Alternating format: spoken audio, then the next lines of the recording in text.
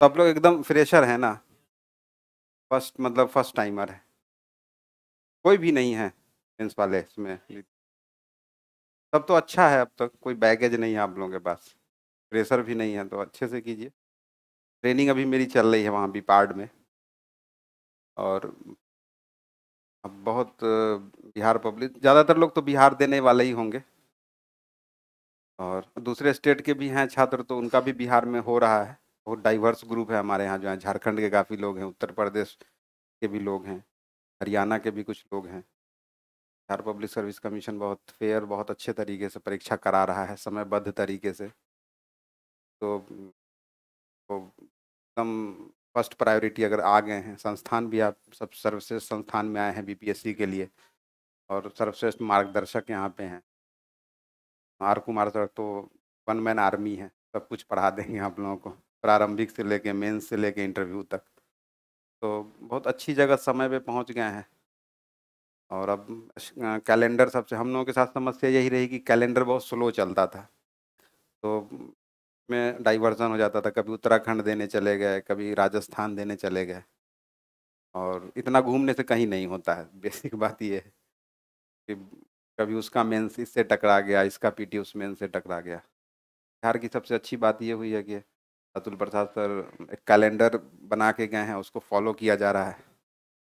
और रिजल्ट, उनका प्रयास था कि रिजल्ट समय पर या समय से पहले दे दिया जाए, समय के बाद नहीं। को भी फॉलो किया जा रहा है। बहुत अच्छी अपॉर्चुनिटी है आप लोगों की। और भी कुछ पूछना अगर चाहें आप लोग, सवाल कुछ मन में हो, माध्यम को लेके, सब्जेक्ट को लेके, टी की स्ट्रेटजी को लेकर मैं सकते हैं। टी का स्ट्रेटजी यही है कि जो क्लास यहाँ कर रहे हैं, क्लास नोट्स जो लोग प्री में होंगे, उन क्लास नोट्स जो है प्रीवियस ईयर अच्छे से कीजिए। और क्वेश्चन का देख रहे हैं डायमेंशन चेंज हुआ है, अब फैक्ट से कॉन्सेप्ट पे जा रही हैं चीज, पे भी जाइए। लेकिन और कट ऑफ का भी बहुत वेरिएशन देखने को मिल रहा है। साल कट ऑफ है तय नहीं कि अगले साल वही रहेगा। मेरा कहना है कि जो कोचिंग से सोर्स मिल रहा है और जो ऑथेंटिक बुक है उसी को पढ़िए। कि जिस डेली शाम में जाइएगा मुखर्जी नगर में तो कुछ नया नया दिख ही जाता है। एक किताब को 10 बार पढ़िए, ज़्यादा बेहतर है 10 किताब को एक एक बार पढ़ने से। हमारी तो ये स्ट्रेटजी होती थी। और टेस्ट सीरीज हम बहुत अच्छे से लगाते थे, जुड़े रहते थे टेस्ट सीरीज से, संस्थान से, आस्था से भी टेस्ट सीरीज भले आके नहीं दिए तो क्वेश्चन ले जाके घर पे लगा लिए, ये कर लेते थे। बहुत मेहनत से तैयार किए जाती है यहाँ पे चीज़, इतना से हो जाएगा एक रस। और प्री है तो कम से कम 3 महीना तो प्री पे फोकस अच्छे से कीजिए, क्योंकि प्री बहुत ही टफ हो गया है बिहार में। साथ लगभग वहाँ पे 67 और 68 मिला के लगभग हम लोग 850-900 लोग ट्रेनिंग कर रहे हैं। बहुत डाइवर्स बैकग्राउंड के लोग हैं, सीनियर भी हैं उसमें, सोशल साइंस के भी लोग हैं, मैनेजमेंट के भी लोग। तो ऐसा नहीं है कि सिर्फ मुखर्जी नगर में ही तैयारी लोग करें, मेरा कहने का ये मतलब है। कोई घर पे भी बैठ के तैयारी कर रहा है ऑनलाइन आ जाने से, कोई दूसरे शहरों में कर रहा है। तो कंपटीशन टफ है, इसको लाइटली नहीं लेना है, और फोकस्ड एक एग्ज़ाम होना चाहिए। थोड़ा सा भी उसमें चूक हो गया, अगर 15 दिन का भी गैप हो गया किसी एग्ज़ाम के लिए, तो फिर मतलब टफ हो जाता है क्वालिफाई करना। और अब मैनेज कर ले हैं तो फिर कोई बात नहीं। यही मेरा वो, करंट अफेयर्स को अच्छे से पढ़िए। करंट अफेयर्स का तो सोर्स बहुत सारा है मार्केट में, ऑथेंटिक। जैसे अभी जैसे करंट अखबार तो एक डेली पढ़िए ही, बिहार ओरिएंटेड थोड़ा करंट अफेयर्स देख लीजिए। बिहार का है कि मतलब पैटर्न पकड़ना थोड़ा मुश्किल है करंट में। ये आ रहा है, अगले बार ये आएगा कि नहीं आएगा। कभी बिहार बजट से ही 10 क्वेश्चन डाल दिया, कभी बिहार करंट में बहुत छोटी छोटी चीज़ें पूछ दिया, कभी बिहार से एक भी क्वेश्चन नहीं डाला। तो ये है कि आपको 1 साल का करंट जो है पूरा नेशनल, इंटरनेशनल और बिहार कवर करके जाना पड़ेगा। अखबार और एक दो मैगजीन और संस्थान से जो मिलता होगा इनपुट तो देख लीजिए। ये है। वन लाइनर, थोड़ा सा वन लाइनर को, बहुत वन लाइनर पे फोकस मत रहिएगा, थोड़ा इन डेप्थ में जाके देखिएगा उसको, लाइनर को। ये मैं कहूँ। बाकी पढ़िएगा तो 2-4 मैगजीन में अगर कोई चीज़ बहुत रेगुलर आ रही है तो उसको थोड़ा तो गेस भी हो जाता है कि ये पूछिएगा। बिहार का कुछ है ही अपना गेस, रैंकिंग वगैरह पूछता है, ये सब को देखते रहना है रेगुलर। पैटर्न को। हो सकता है 23-24 में परीक्षा दे रहे हैं या 23 में दे रहे हैं, तो 6 साल का भी पूछ सकता है करेंट ईयर, तो वो 2-3 साल का आपको होना चाहिए। और एक स्कोर प्री का आप ना टेस्ट सीरीज लगाइएगा तो उसको मेंटेन कीजिएगा, उससे फायदा हो, कॉन्फिडेंस बढ़ जाएगा वहाँ पे। कॉन्फिडेंस आएगा कॉन्फिडेंस सिलेक्शन रिजल्ट के आने से 10 मिनट पहले तक सबसे डाउन रहता है, रिजल्ट आने के बाद ही कॉन्फिडेंस बढ़ता है। तो रिजल्ट जो है बहुत बड़ी चीज़ है, तो वो सब कुछ। लेकिन अब आप कॉन्फिडेंट इसलिए रहिए आपके आप मतलब दिल्ली आ गए हैं सबसे अच्छे बीपीएससी के, अब इससे अच्छा कोई कोचिंग बीपीएससी का मुखर्जी नगर में हो वो तो फिर लगता कि यार वहाँ नहीं जा पाए। जब आप सर्वश्रेष्ठ जगह पे हैं, अच्छे टीचर अच्छे गाइडेंस में हैं, आपको ऊपर वाले ने बुद्धि भी दी है, समझदारी भी दी है सबसे, और सब लोग यहीं से स्ट्रगल करके निकले हैं। और ये ऐसा भी नहीं है कि यहाँ पे एकदम रिजल्ट का सुखाड़ है, हो रहा है रिजल्ट, अच्छा रिजल्ट हो रहा है बीपीएससी में, यूपीएससी में लोग निकाल रहे हैं, बेहतर रहेगा एकदम, उस पर फोकस रहिए, कॉन्फिडेंस लूज मत कीजिए। थोड़ा कम डाउन रहना कॉन्फिडेंस अच्छी बात है, तो आदमी पढ़ता है। अब जिस दिन से ओवर कॉन्फिडेंस हो गया उस दिन से फिर आदमी को लगता है कर लेंगे कर लेंगे। प्रोकास्टिनेशन नहीं होना चाहिए, टालना नहीं होना चाहिए चीज़ों को। एक दिन का एक टारगेट बनाइए, उसको अचीव कीजिए, तो बहुत छोटा छोटा टारगेट बनाइए, अच्छे से अचीव कीजिए, एकदम हो जाएगा।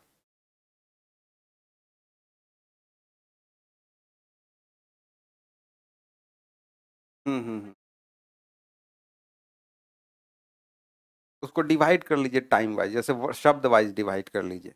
अगर 38 नंबर का क्वेश्चन है तो हम उसको कितना वर्ड में लिखेंगे, अराउंड लगभग मान के चलिए कि आप उसको 4000 वर्ड होना चाहिए हिसाब से, तो उसको वर्ड पूरा वर्ड आप काउंट कर लीजिए कि हम पूरे एग्जाम में, उस शुरू में 3-4 मिनट टाइम देना होगा आपको। जब हमको क्वेश्चन मेंस का मिलता था तो हम पहले देख लेते थे कितना वर्ड हमको लिखना है, ठीक है, 3 पार्ट है तो उसको डिवाइड कर लेते थे कि फर्स्ट पार्ट पे इतना देंगे, सेकेंड पार्ट पे, थर्ड पार्ट पे इतना देंगे, बहुत लिखना होता है। लेकिन उसमें क्या होता है, उसमें एक स्ट्रेटजी ये रहेगी कि जैसे क्वेश्चन को थोड़ा इस तरह से कीजिए, जैसे कुछ क्वेश्चन आपको बहुत अच्छा आता होगा, जैसे अगर आपने 15-15 मिनट टाइम तय किया, तो हो सकता है पहला क्वेश्चन जो आप लिख रहे हैं उसमें 18 मिनट लग जाएगा, 16 मिनट, लेकिन बहुत ज़्यादा नहीं होना चाहिए, क्योंकि कुछ क्वेश्चन आप अच्छा लिखिएगा तब तो 38 में आपको 19 नंबर 20 नंबर देगा, कुछ में आपको 12-13 नंबर आएगा। बाद में आरटीआई कॉपी निकालते थे तो हम लोग को लग पता चल जाता था कि कौन, तो जिस क्वेश्चन में हम लोग बात बनाते थे उसमें बात बनाने वाला ही मार्क्स मिलता था, तो उनको ही पता है कि बात बना रहे हैं, लेकिन उसमें कुछ सब्सटेंस होना चाहिए, बहुत नॉनसेंस नहीं लिख देना है। तो ये चीज़ को अपना ध्यान में रखिएगा, और टाइम मैनेजमेंट उसी टेस्ट सीरीज दीजिएगा मेंस का, यहाँ पे होता है। अब बहुत, हाँ हाँ, तो उसको थोड़ा हाँ हाँ, तो उसको थोड़ा सा वो करना पड़ेगा, तो थोड़ा सा जो है स्पीड बढ़ाना होगा, थोड़ा और कॉन्साइज कॉन्सेप्ट, थोड़ा और पॉइंट वाइज, जैसे कुछ चीज़ को बहुत एलोबरेट कर दे रहे हैं, तो वो सब वही तो यही यहाँ वही सीखना जाता है। मेंस का तो यही फ़ायदा होता है टेस्ट सीरीज का, कि आप कुछ चीज़ आपकी बहुत ज़्यादा लंबी हो जा रही है तो आप उसको थोड़ा शॉर्ट कीजिए, थोड़ा ग्राफ यूज़ कीजिए, थोड़ा पाई चार्ट यूज़ कीजिए, बॉक्स बना दीजिए पॉइंटर में, हम तो पॉइंटर में भी, क्योंकि पॉइंटर का बहुत चला था बीपीएससी में, अच्छा मार्क्स मिलता भी है उस, जैसे कुछ पैराग्राफ, फर्स्ट पैराग्राफ लिख दिए इंट्रो में, इंट्रो 50-60 वर्ड या 100 वर्ड में लिख दिए, फिर उसके बाद बॉडी में आए तो कुछ उसमें कॉन्सेप्ट अगर करना है, जैसे फीचर्स ही लिखना है पाल कला का, तो 4 पॉइंट लिख दिए, तो कहानी नहीं बनाए, कुछ कहानी लिख दिए, फिर कुछ पॉइंटर कर दी, वैसे एग्जामिनर को भी देखने में आसानी होती है पढ़ने में, और आपका टाइम भी बच जाता है। जैसे आप सहायक क्रिया बहुत सारा उसमें हट जाता है ना, एलोबरेशन में थोड़ा वो चीज़ें साइड हो जाती हैं, उसका बहुत फ़ायदा मिलता है। अगर आप 10 वर्ड भी कम लिखना पड़ रहा है, 20 वर्ड भी एक क्वेश्चन में उस तरह से, तो आपको बहुत वो एक एक चीज़ के लिए वहाँ पे, हाँ, लेकिन ये है कि जो क्वेश्चन अच्छे से आ रहा है, ये सब क्वेश्चन तो इक्वली आएगा नहीं आपको मेंस में, तो वो बहुत बहुत ही वो वहीं पे डिसाइड करना होगा आपको, कि अब आपके पास एकदम काउंटडाउन शुरू हो गया है, उल्टा चल रही है घड़ी, उल्टा चल रही है आपकी, अब वहाँ पे आपको तय कर लेना है कि हम स्टेट में कितना कर पाएंगे, नहीं कर पाएंगे, इससे अब तो ऐड हो गया है, इससे में हमको किस तरह से लिखना है, या फिर मेंस का जो सेकंड पेपर है उसमें कैसे करना है, तो वो आपको वहीं पे स्पॉन्टेनियस, लेकिन प्रैक्टिस यहाँ का रहेगा तो वहाँ पे बहुत ज़्यादा समस्या नहीं आएगी। किसी का सोशल साइंस बहुत मजबूत होता है, साइंस टेक नहीं, तो किसी का साइंस टेक इकोनॉमिक्स पे अच्छा पकड़ होता है, तो उस तरह से वो उसको मैनेज करके लिखते हैं कि मेरा एक बैलेंस पेपर है। सेकेंड पेपर में मार्क्स लाना ज़्यादा टफ है फर्स्ट के बनिस्पत, तो थोड़ा सा ध्यान रखिएगा, बहुत लोग उसमें जाते हैं।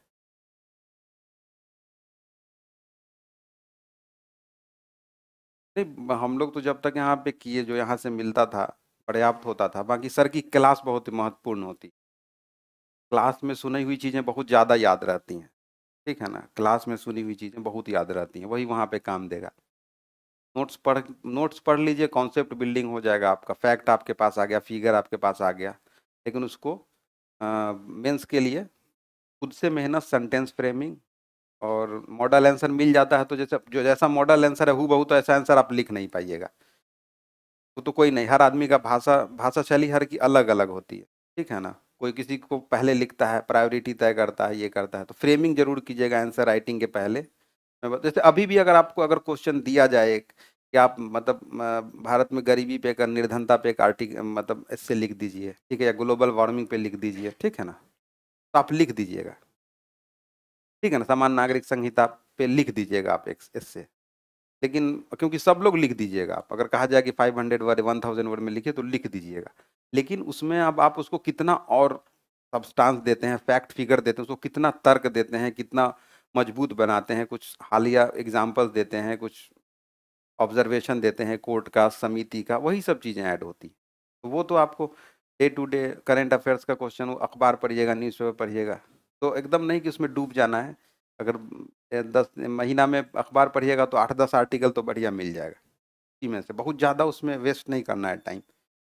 और फिर है कि बहुत सारी मैगजीन्स आ जाती हैं मार्केट में, तो उनमें भी बहुत सिलेक्टिव आर्टिकल आता है, उससे कुछ निकाल लिए तो वो बहुत फ़ायदा करेगा।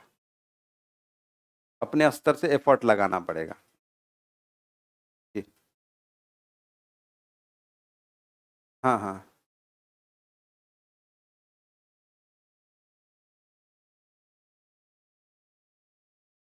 वो वाला ना, हाँ, बिहार बिहार। हाँ, वो थोड़ा सा नया सेक्शन जुड़ा है बिहार को लेके। लेकिन मुझे लग रहा है कि आप बिहार का जो बिहार स्पेशल जो बुक्स आ रही है बिहार के लिए, कुछ कुछ जैसे जो, एक तो ऐतिहासिक बिहार का हो गया और वर्तमान हो गया। जैसे सेक्शन 2 जीएस सेक्शन 2 में तो बिहार की समस्याएं बहुत सारी पढ़ते ही हैं ना हम लोग। आपदा है, बाढ़ है, नॉर्थ साउथ डिवाइड है, ठीक है ना, डेमोग्राफिक डिविडेंड है, ये फिर बिहार का, फिर बिहार के वो जनसंख्या घनत्व है। तो ठीक है, और बिहार की जो सांस्कृतिक वो रही है, अचीवमेंट रही, तो ओपन इंडेड रहेगा वो।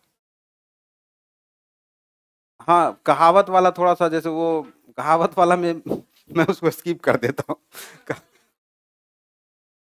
हाँ हाँ हाँ, वो टफ है, जैसे वो ओपन इंडेड होता है वो। तो हाँ, उसके लिए जैसे क्या है कि अब हिंदी में जैसे बिहार में कुछ प्रचलित भाषाएं हैं, कुछ कहावतें हैं, तो उसमें अब है कि उसमें एक रेंज बना के आप तैयारी कर सकते हैं कि ये पूछ लिया है, तो वो हिंदी का, हिंदी जैसे ये इसका एस्से की कुछ किताबें आती हैं जो मार्केट में, उसमें कुछ हिंदी साहित्य से जुड़े हुए एस्से होते हैं, उसको तैयार कर लीजिएगा। लेकिन ऐसा नहीं कि उसका रेंज बहुत बाहर रहेगा।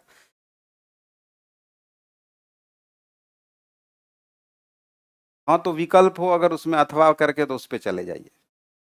हाँ, नेसेसरी है तो फिर उसमें जो समझ में आता है वो लिख दीजिए। अरे थोड़ा एग्जामिनर को भी वो दीजिए, स्कोप दीजिए। यार हम जो लास्ट मेंस दिए उसमें इससे नहीं था, ये नया चुनौती आया है मेरे लिए भी, लेकिन समय से हम वो बुक बुक तो अभी अभी वो इवॉल्व हो रहा है, समझे, सिस्टम इवॉल्व हो रहा है अभी।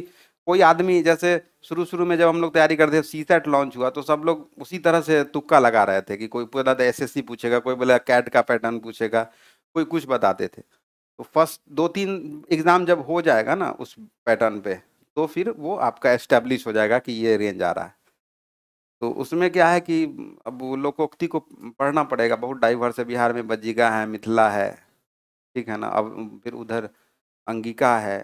तो इतनी सारी भाषाएं हैं, सबकी अलग अलग शैली है, सबकी अलग अलग लोकोक्तियाँ हैं। इतना तो रेंज हिंदी कर लें वही बहुत है हम लोगों के लिए।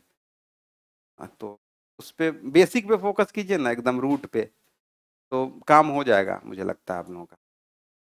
उस पे मैं देखता हूँ कुछ, अगर कुछ वैसा हुआ इनपुट तो मिथिलेश जी को भेजेंगे, लेकिन शेड्यूल बहुत टाइट रहता है वहाँ हम लोगों का ट्रेनिंग में। लेकिन अभी मेंस तो हमको लग रहा है कि सितंबर, हाँ दिसंबर में होगा। हाँ तो है समय, तब तक हम फ्री हो जाएंगे।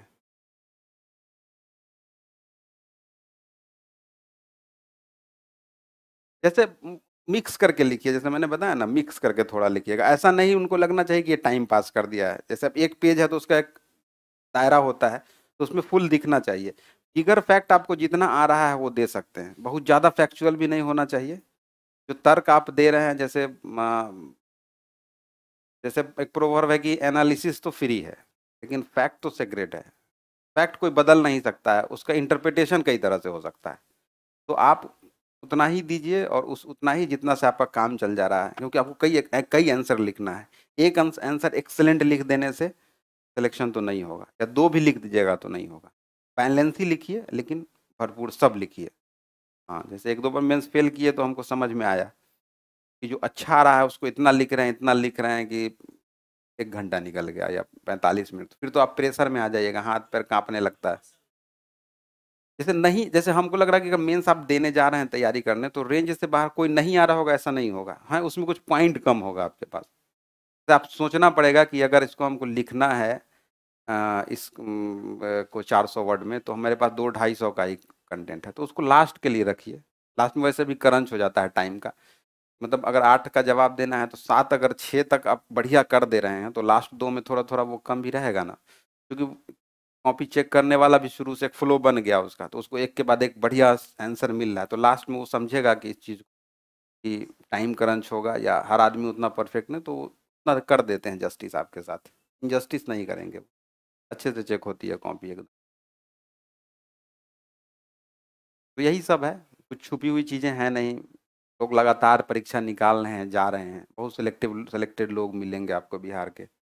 और सबका अपना अपना अनुभव होता है, सबका अपना अपना तजुर्बा है, और अपना एक सब पैटर्न स्टाइल डेवलप करते हैं और उसी के आधार पे करते हैं।